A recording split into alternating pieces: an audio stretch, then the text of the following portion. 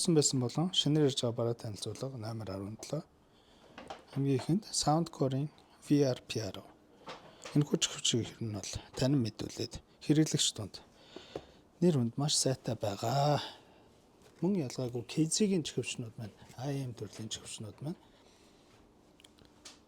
стримерүүд донд сүүлийн үед бас мобайлууд донд айгу алдартай болоод байгаа зүгүүд өвдөхөн гэмн мик жоохон мяа санагдсан шүү. Яг үнийг хэлэхэд пад болон таблетнууд дахин ирсэн. Нөгөө ховрын бараа ганцыг олжсэн пад Pro эхний үе 12.1 инчтэй. Доор нь болохоор 2 Pro байна. За тэгээд уламжлал ёсоор M1, M2 нэг шиг иржээ. Цаашлаад one handed буюу нэг гарын keyboard дотор хамгийн алдартай олон хүнд таашаагдсан загвар бол EOS-ийн K722 болон K700 гэсэн хоёр загвар байна. Нэг нь wireless, нөгөөх нь wired. Хамгийн гол нь энэ чимээгүй даралтай switch яг ерөнхий загвар бүтцийн хувьд бол үнэхээр гоё шүү. Тэгээ механик switchтэй. Anchor-ийн кабелнууд ирсэн байна. Lightning болон C cable.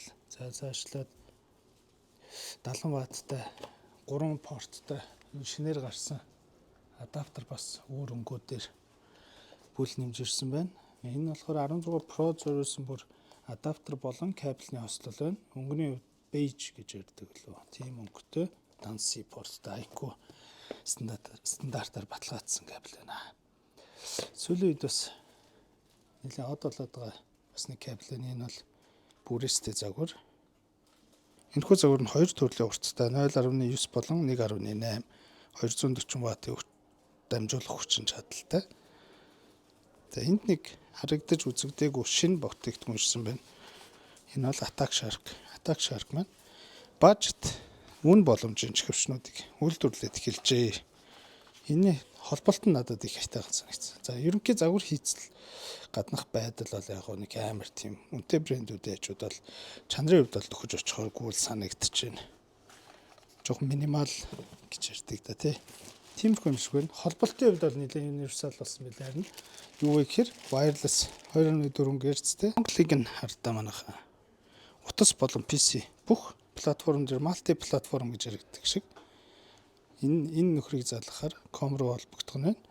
Энэ нөхрийг утас руугаа залгахаар шууд холбогдох нь. За тэгээд mic-ийн салтдаг юм байна. Өөр дээр AUX-аас Siri кабелтай. Mic нэг иймэрхүү хурд дээр muffler байхгүй байна. За цаашлаад Cloud 2-ын mic дахин ирсэн байх шүү. Энэ нэрээ саний танилцуулсан чихвчний загварыг нь хэлээгүй юм байна. Энэ нөрөө P90 гэж L90 гэдэг загвар шүү. Энээс дахиад нэг өөр төрөл ирсэн байсан. Тэр нь болохоор L80 Pro. Энэ нөхрийг арай задлж амжсангүй дараа нь яг энэ хоёр загварыг харьцуулаад сонсож үзчихэд хэлнэ. Энэ болохоор юу юм бэлээ? Нэг Piva брэндийн шинээр гарсан юм. Холболтыг доошоо уртсгаж өгдөг. iPad барьж тоглодог хүмүүст бол нэн тохиромжтой. Энэ өөрөө давхар бариул болчдөг. Цэрэглагчны оролтыг 90 градус налуу болгонголаа доод хэсэг рүүгээ гаргаад өгч байгаа. Тэгэхээр нөгөө харт дээр болоод байхгүй. Тийм л зорилттой юм лээ. Дараа нь энийг задлж агаад бүр тайлбарлавал илүү сайн ойлгох болов уу гэж бодож байна. Хямдхан мауснуудыг авчирсан wireless болон wired яг брендийг нь бол хэлж мэдэхгүй байна. Загвар нь бол зүгээр юм 100 мөнгөцсөн. Энэ гурван төрлийг гаргаад ирсэн байна. Энэ маань өөрөө хүлээ авахчтай. За тэгээд DPI эдэр ер нь жоохон багтаа шүү. Тэгэл ер нь бол үндэ таарсан л. Нэг тийм амар өндөр үзүүлэлт хүлээлт бол байхгүй шүү эдэр тэр. Тэгтэл маус л бол маус шүү дээ тий. Цаашлаад Lenza Scorpion 2 яг дуусгын алдад нэмж ирлээ. Энэ нөгөө өмнөх бичлэг дээр нэг танилцуулсан Jazz гэж шинээр орж ирж байгаа брендийн T502 гэдэг